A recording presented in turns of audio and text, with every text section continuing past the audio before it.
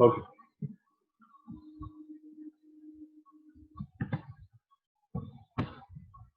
Right. The next part is transducer 2. So, here we are going to discuss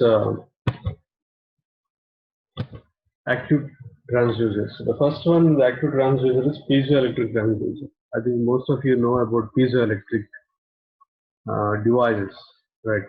So the name comes from the piezoelectric transducer is it uses a piezoelectric device, right? Okay. So what is this piezoelectric device? So certain types of materials generate an electrostatic charge, right, or voltage when the mechanical stresses are applied across them. Right. I think most of you are aware of about this piezoelectric effect and what is piezoelectric phenomenon. Right. So when you apply the stress, right, on a material, so it will generate the electrostatic charge. Okay. So such type of materials are called piezoelectric materials. So basically, this is right invented by the J. Curie in 1880. Right, when the two opposite faces of a thin slice of certain crystals are subjected to mechanical force, so then positive charges are developed on the two faces of this slice. Right, I'll show you the diagram how the charges are going to generate when you apply the stress. Okay, so the magnitude of the electrical potential between the two faces is proportional to the deformation produced. So how much pressure you are applied on it. Right? So based on that, the amount of that means the amount of the deformation on the material, right, is proportional to the magnitude of the charges. Okay. So opposite also is observed. So when you apply the electrical energy on the other side, right, so there will be mechanical deformation. So both things are possible. Okay. So the phenomenon is called piezoelectric effect, and the materials exhibit this effect are called piezoelectric materials. Okay. So the property of piezoelectricity has been utilized in the designing of pressure transducers.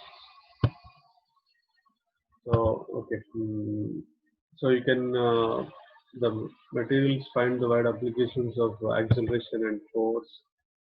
Right, important parameters considered. Okay, I'll just show you the piezoelectric effect. Right. Now you can see the diagram. So you can see here, when you apply the pressure, right, the voltage is increasing. When you release the pressure, the voltage is decreasing. So this is nothing but the piezoelectric materials. Okay. So when you apply there is a deformation, right, in the body, and it emerges the electrical charge. So this is called piezoelectric materials. Okay.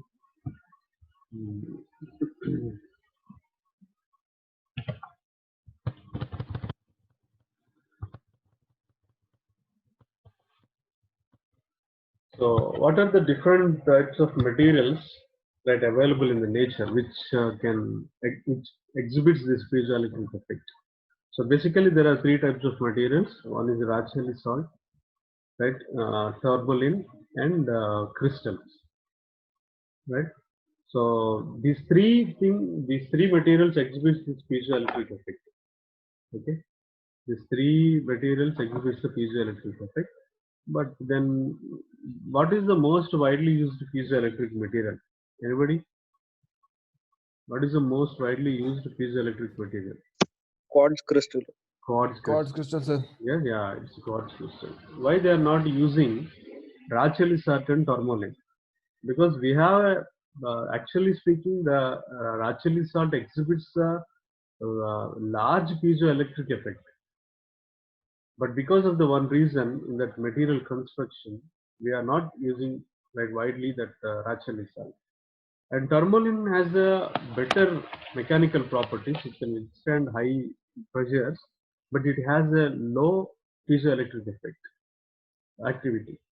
So this quartz crystal, right, is the compromise between these two, which has the piezoelectric effect of Racheli salt and the mechanical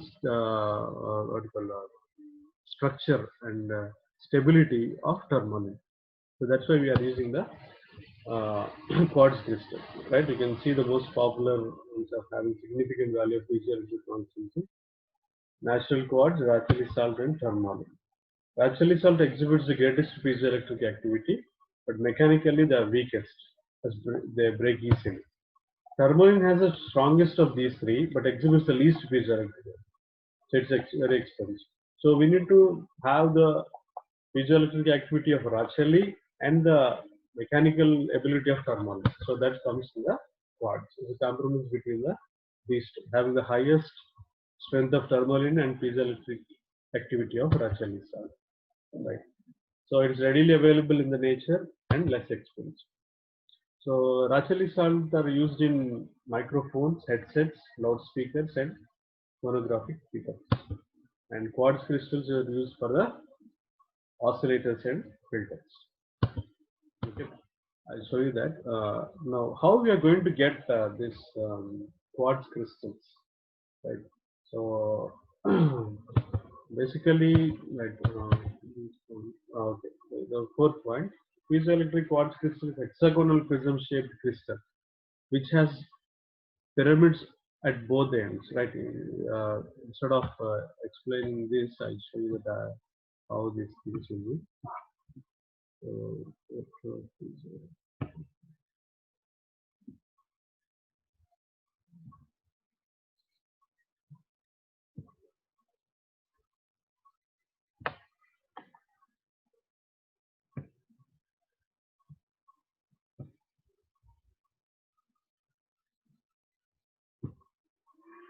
you can see this. So these are the crystals. So which are having the pyramid shape at the both the corners, right? And we have a hexagonal form here, right? So you can see the different types of these crystals. Now the shape will be like this. Now actually, so readily this is not won't be available. So we have a raw materials from that. Actually, you will get this type of crystals, quartz crystals. Okay, see these are the raw materials. From these different shapes they'll use it. So these are the raw materials. Okay.